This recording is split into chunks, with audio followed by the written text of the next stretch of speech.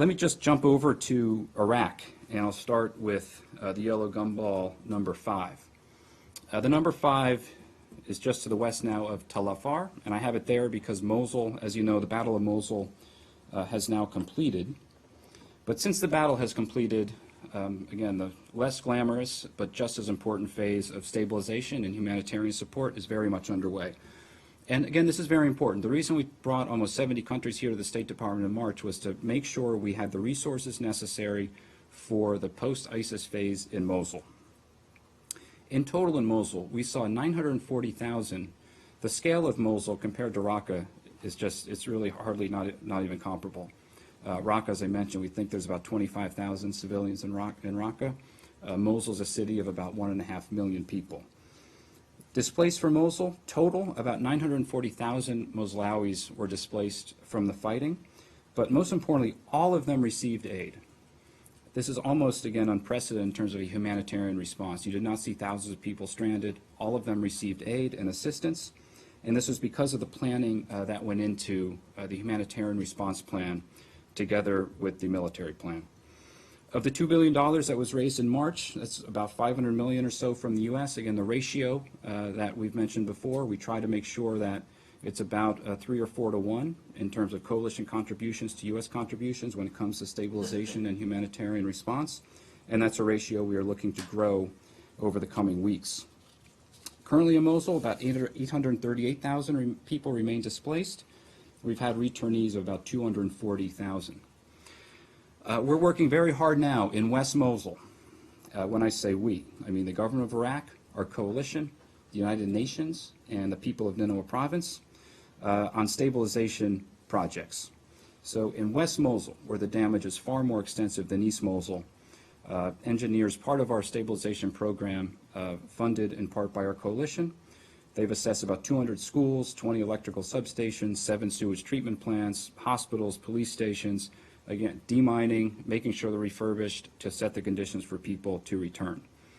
The model is East Mosul, where the battle ended about 6 months ago, and we already have about 350,000 children are back in school, and the population has really returned.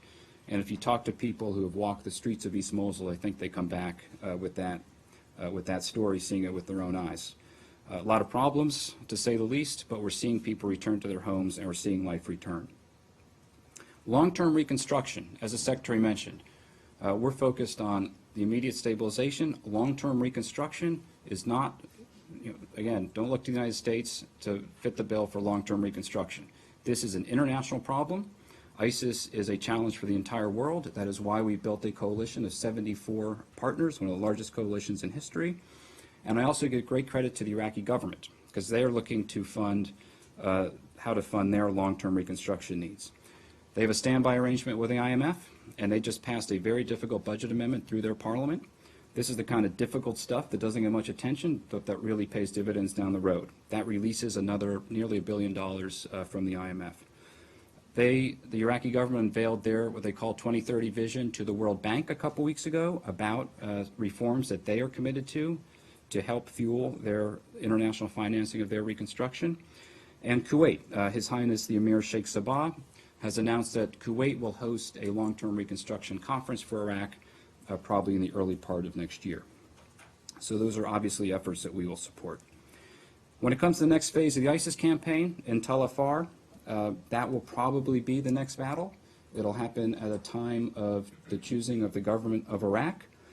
We estimate there's about 1,000 ISIS fighters or so in Tal Afar among 20 to 40,000 civilians. So somewhat similar to Raqqa, a little bit smaller, but it'll be very difficult. This has been a hub for ISIS for 3 years. It has been the home for many of their leaders. It has been a place where terrible atrocities were committed against not only Sunni Muslims, Shia Muslims, Yazidis, in this terrible fulcrum of ISIS atrocities. Many of them happened in Tal Afar. This will be very, very hard. The Iraqis are committed to liberating the people of Tal Afar, and we are committed to supporting them at a time of their choosing. Yellow gumball number 6, this is Hawija. We estimate about 1,000 ISIS fighters in there. Again, numbers are hard to, sometimes hard to go by. About 50,000 or so civilians in that pocket of territory. 50 to 80,000 if you kind of look at the environs. This will also be a very complex operation. And this, similar to Mosul, this will have to involve cooperation between the Kurdish Peshmerga, Iraqi security forces, and forces local to the area. And Secretary Tillerson spoke actually over the last couple of days with Prime Minister Abadi and with President Barzani of the Kurdistan region about some of these next steps and about our position on some very important issues that Iraq is confronting. Go quickly to the number 7. That is Al-Qaim. That has also been a heartland of ISIS.